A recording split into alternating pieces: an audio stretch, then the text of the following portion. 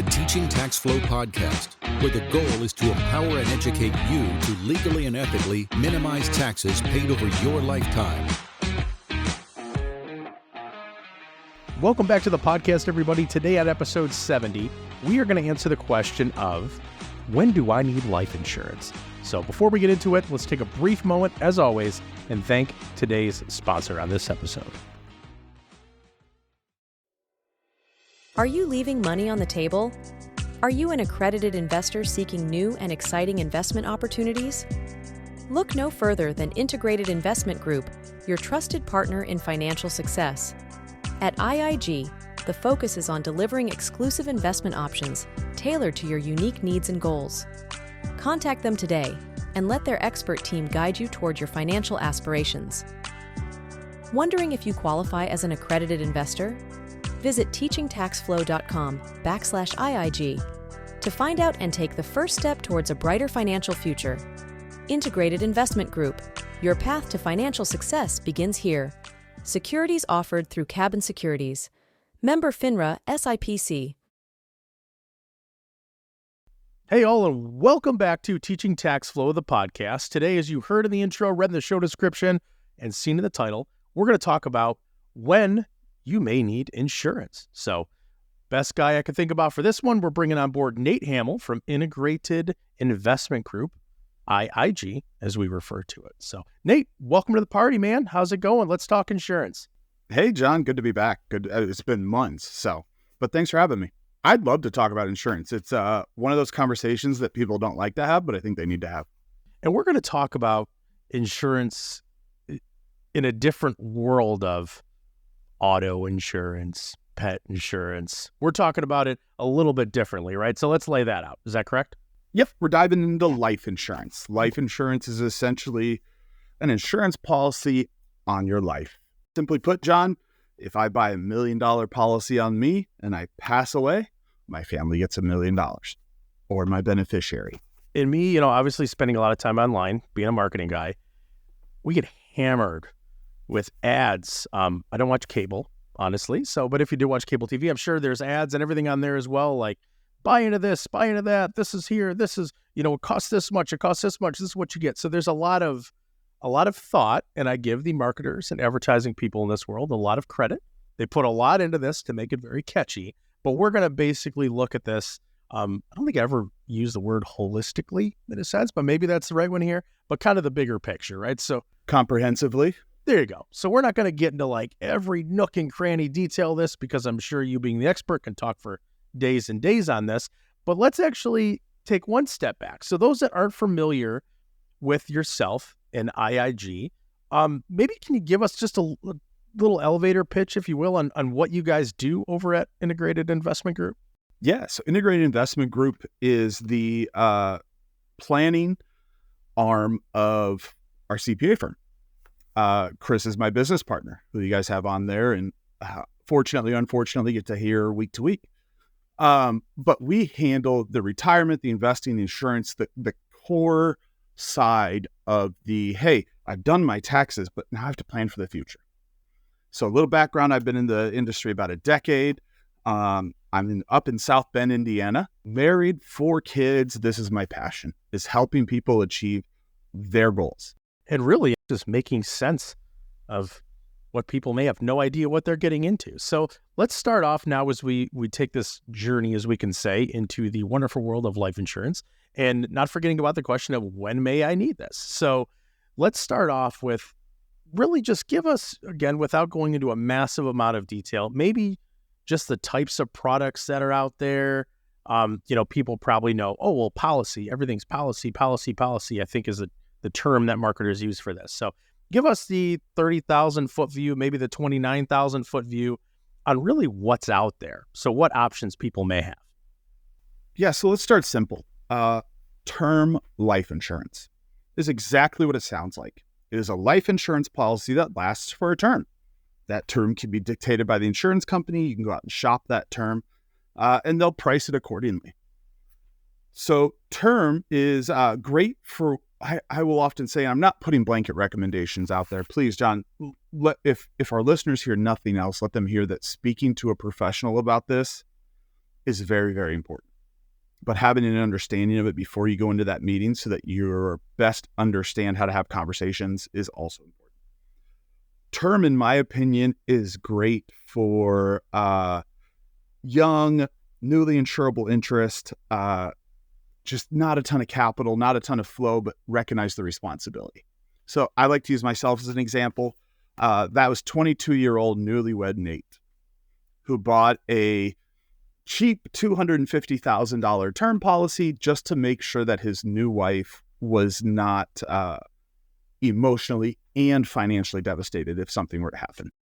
And then it really, with the term, before we get too much detail on that, but it really sounds like, again, not making the assumption that somebody would fit into this bucket, but generally speaking, it sounds to me like term would be kind of a starting off point.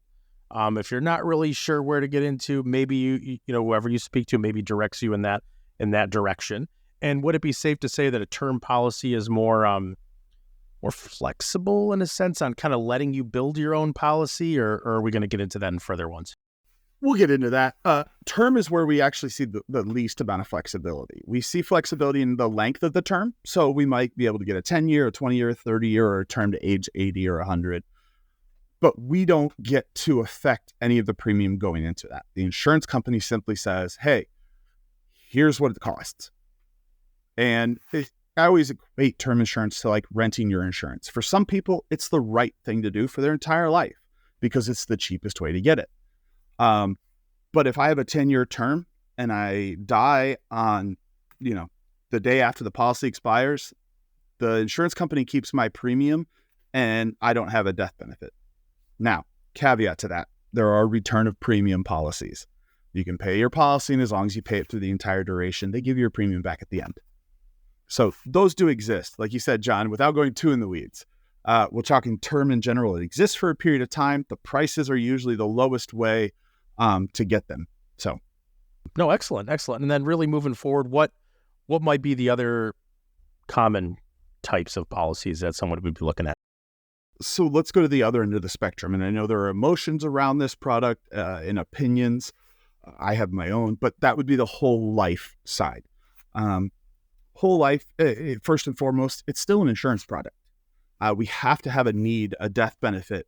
But what whole life allows us to do is put money into that policy, A, to pay the premiums, and B, to allow it to grow. Now, how it grows is dependent upon how the policy is structured. You can have those additional premiums put into the life insurance company's general account. You can have them put into the market. It's really up to you and your advisor. This is typically a good tool for people who want to maximize some tax efficiencies in the future, estate planning, because the other name for whole life insurance, John, is permanent life insurance. You own it. You may only pay premiums to age 65, but that death benefit continues forever.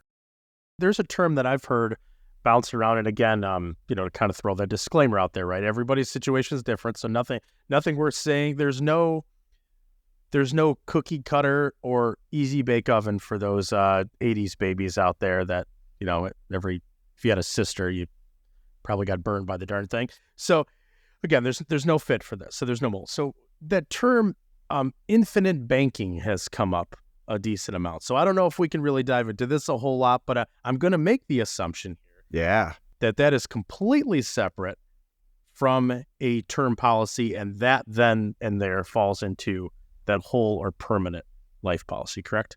Bingo.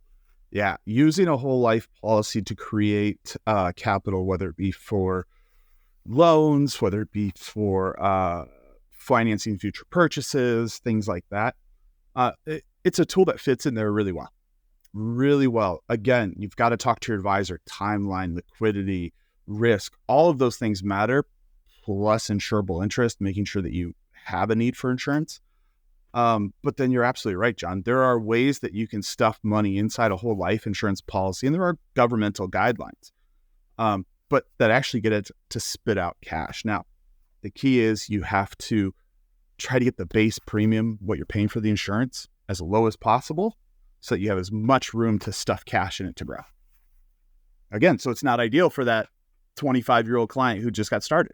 Right, exactly. And honestly, So I kind of put the cart a little bit before the horse too. Even, I mean, I asked that question, probably, a lot of people probably don't know what this is. And obviously it relates a lot. I hear it a lot in the real estate investment world. So those REIs out there, a lot of them take advantage of this. So if you can, we still got a decent amount of time left on this show. And again, not to go into the weeds specifically on this, but give us your perspective and really definition, and maybe walk us through, say, somebody who's heard of this term, super intrigued with it.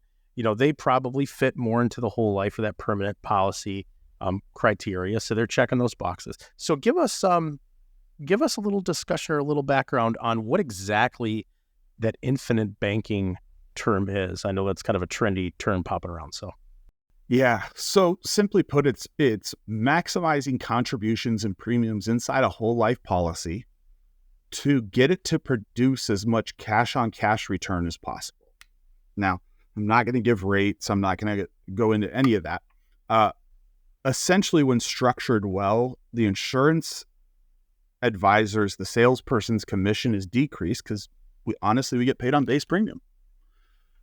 It's getting the client to put the additional APs or the additional premiums in that make it sing. And what happens is then in the future, that policy every year kicks out a dividend. And that dividend can be used, A, you can receive it in cash. B, you can use it to pay your premiums. Or C, you can use it to purchase additional insurance. Well, if you purchase more insurance, the next year the dividend's slightly bigger and you buy more insurance. So what happens is over time, that insurance amount grows, producing bigger dividends. You can access that money in the cash account. Some will call it the cash value account. Effectively, the cash account, you can access that money either A, via a loan, B, as just a withdrawal and a termination of additional premiums, or C, you can terminate part of the policy. Where it gets really fun is, depending on the companies that you use and the dividend rates, you can effectively become your own bank. And we have clients that stuff money in there for the sole purpose, A, of protecting their family and their generations ahead, but B, to also give themselves a place that, hey, if banking rates aren't ideal, I can go here. For those that aren't familiar with this, kind of in layman's terms, and you did a great job of explaining how this works, but really it might fit into a great opportunity for somebody that either, I don't know, for whatever reason, completely dislikes mortgages or can't, or, cannot get one for, whatever terms, but, they do have this policy, they plan for it, planning being the key term here. But then also too, I mean, maybe, I guess it would fall into it if I believe it's like 10 mortgages for rental properties or whatever you could have per person or whatever it is. So, hey, you want 11? Hey, here's a policy for you. But yeah, stressing it as we do on pretty much every single podcast, every discussion we have, it's not like I could wake up tomorrow and say, you know what, I think I'm going to set myself off with this whole life policy. And then, it'll be great. I'll set it up tomorrow. And in a week, I can start drawing from this thing and go buy a property or whatever they want to use it for. Talk to us a little bit about maybe the process as much as we can on just trying to coach somebody along that path of figuring out, what policy is right for them, what the approach is, and then maybe, telling them some of the things they should, can't, or shouldn't, or can do within whatever the decision they make. So basically, if we approach that question of somebody is very interested in this, they really don't know where they fall. Heck, they don't even really know what situation they have today versus next year. Walk us through that a little bit. So almost like what your first conversation would be with somebody when they initially reach out to you. Maybe this is where I'm a little unique. I always tell people I'm a terrible salesperson. I'm a great listener. I'm the son of a CPA and a former Indiana elementary school teacher of the year. So I have my dad's numbers brain, my mom's teacher's heart. So my first initial conversations with anybody are kind of a get to know you. We can collect the numbers via email. We can collect the numbers via my app that I use to collect client data. But what I can't collect are the hopes, goals, and dreams. Because the reality is, if you tell me, hey, your goal is X, Y, and Z, and you're wanting to talk about life insurance, let's figure out, A, what death benefit we need first. Let's make sure that, John, if you come to me and say, hey, congrats on the new job, you make $5 million a year, and you go, Nate, I just need $100,000 death benefit. We're going to have a conversation around, hey, John, Is that the right amount for you and your spouse and your family? On the flip side, if you make $50,000 a year, you come to me and say, hey, Nate, I need $10 million of death benefit. We're probably going to trim that back. So A, we're going to figure out the right amount. B, we're going to talk about what those goals, dreams, the business hopes are, what the capital situation, the cash flow situation looks like, what your emotions around money are, what your goal for the next generation, the generation that follows. And then if it makes sense, we'll start to educate around the whole life process, where it fits, how it fits, and making sure that you understand and can articulate what that policy will do for you now, in 5 years, in 10 years, and in retirement. You did mention the wonderful world of business, right? Business goals. So these policies, say someone's a business owner. So they, in a sense, are kind of one and the same. As some wives and husbands and spouses might say, well, heck, it seems like they're a business owner first and then a spouse second. They're so in greater, in bed with what they got going on.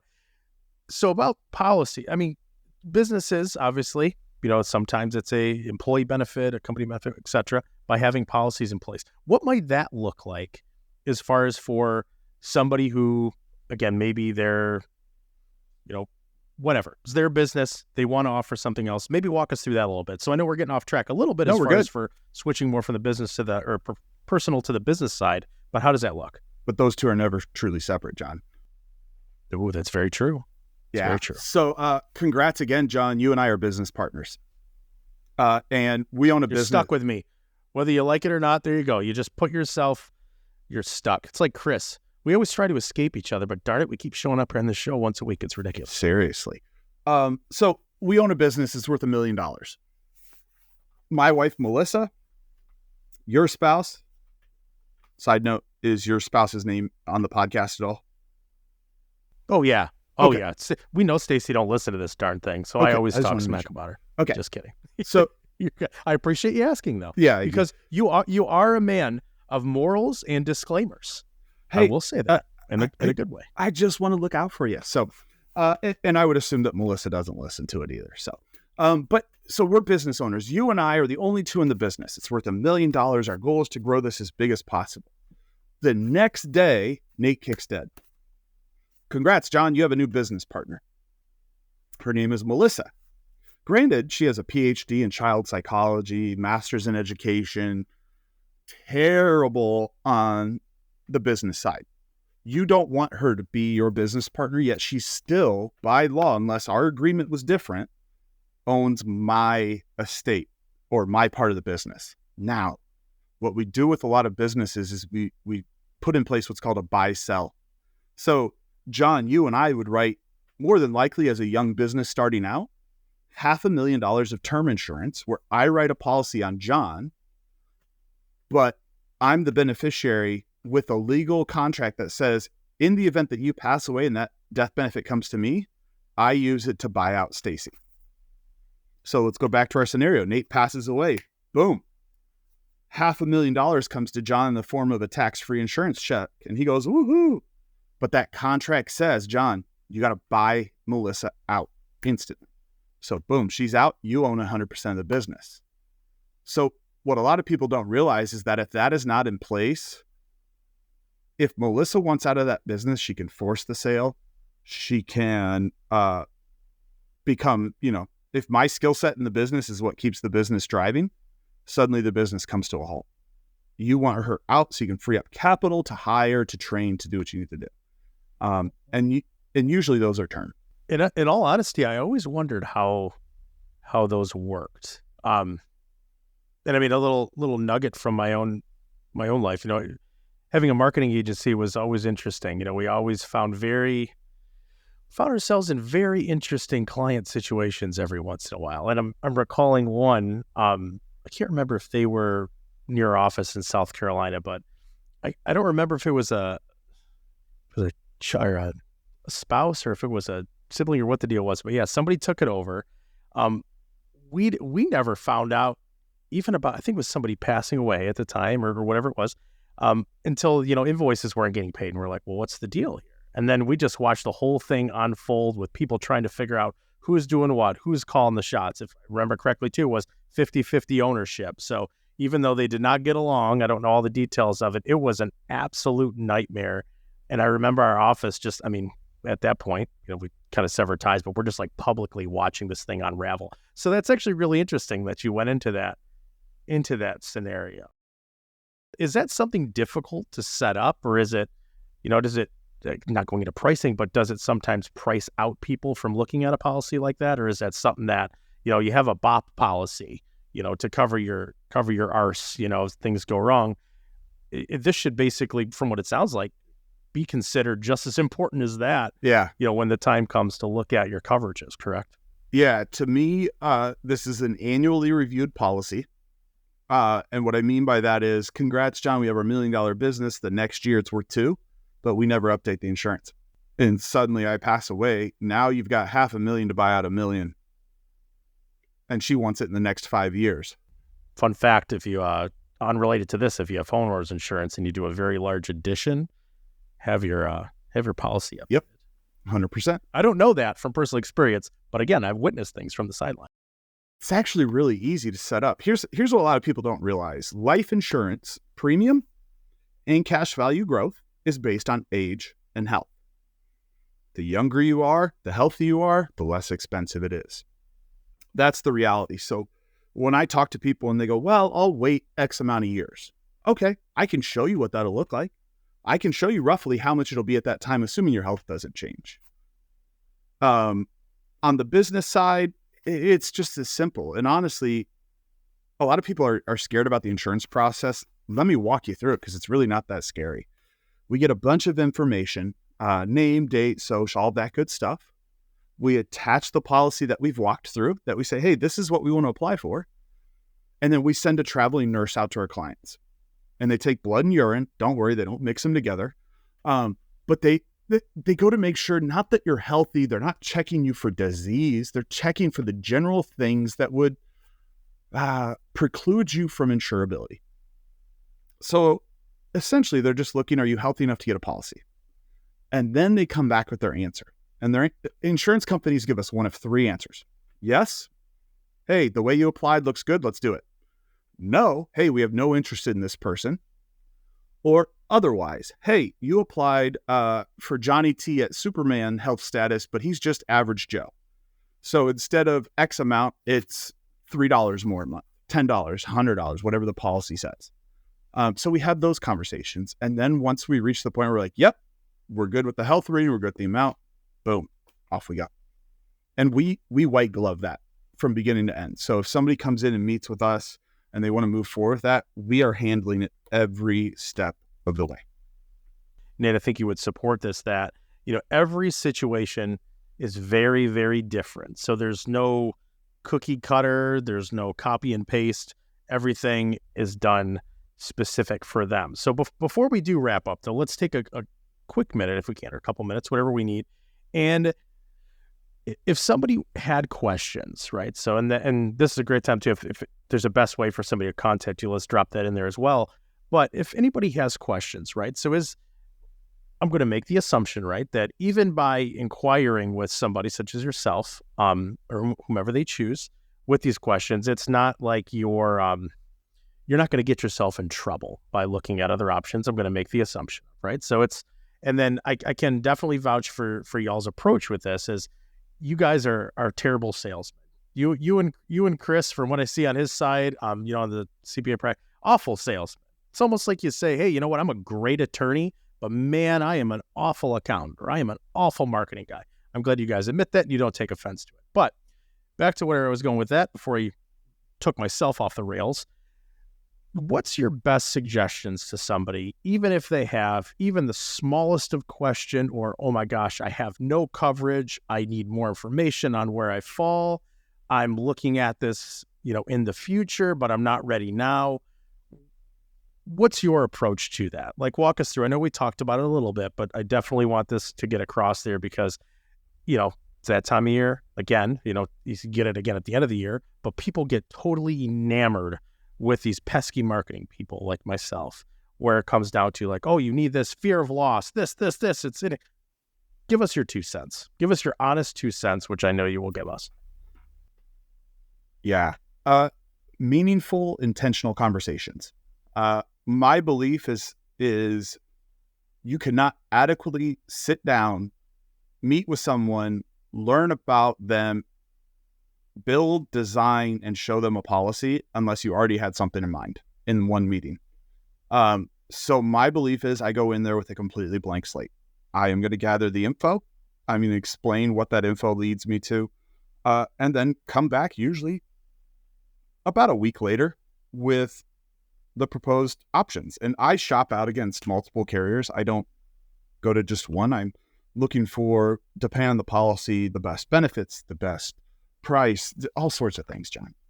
But my honest 2 cents is have a meaningful conversation with somebody who is not attached to a singular firm, but is, in the industry, you call them non-captive, can sell multiple carriers. So for me personally, Hamil at integratedig.com, or they can easily jump over to my Calendly and just schedule a time. It's calendly.com/NHAMIL-IIG, nhamil-IIG.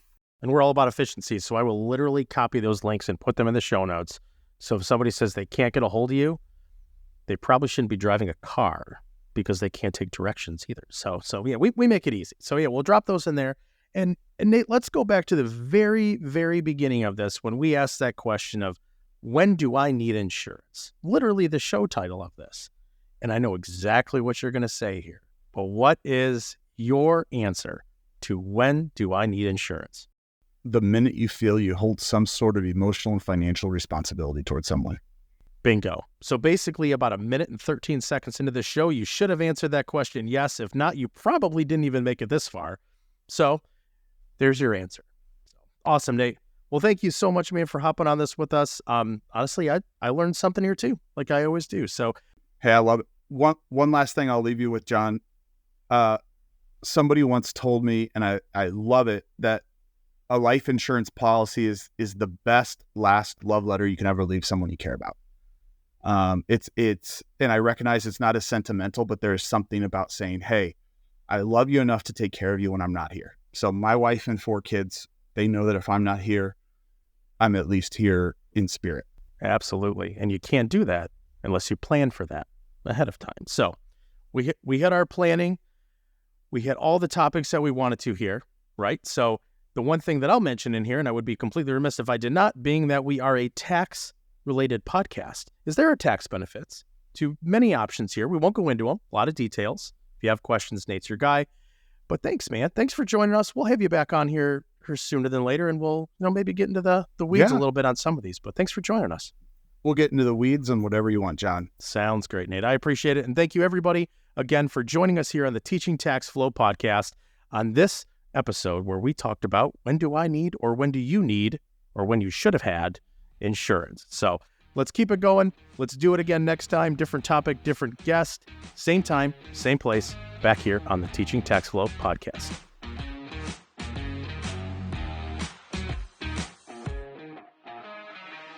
Thank you, everybody, for hanging out with us today on episode 70.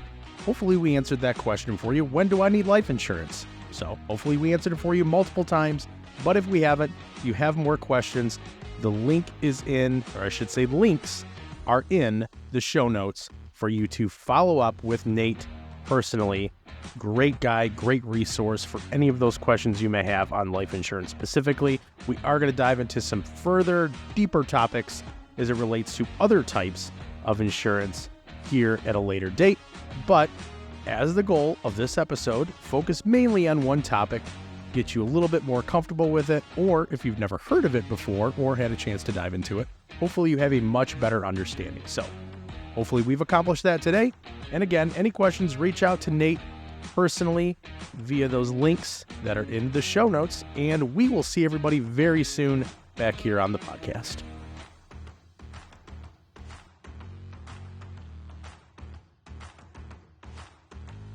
The content provided is for educational purposes only. We encourage you to seek personalized investment advice from your financial professional. For all tax and legal advice, please consult your CPA or attorney. Investment advisory services are offered through Cabin Advisors, a registered investment advisor. Securities are offered through Cabin Securities, a registered broker-dealer. The content of this podcast does not constitute an offer of securities. Offerings can only be made through an offering memorandum, and you should carefully examine the risk factors and other information contained in the memorandum.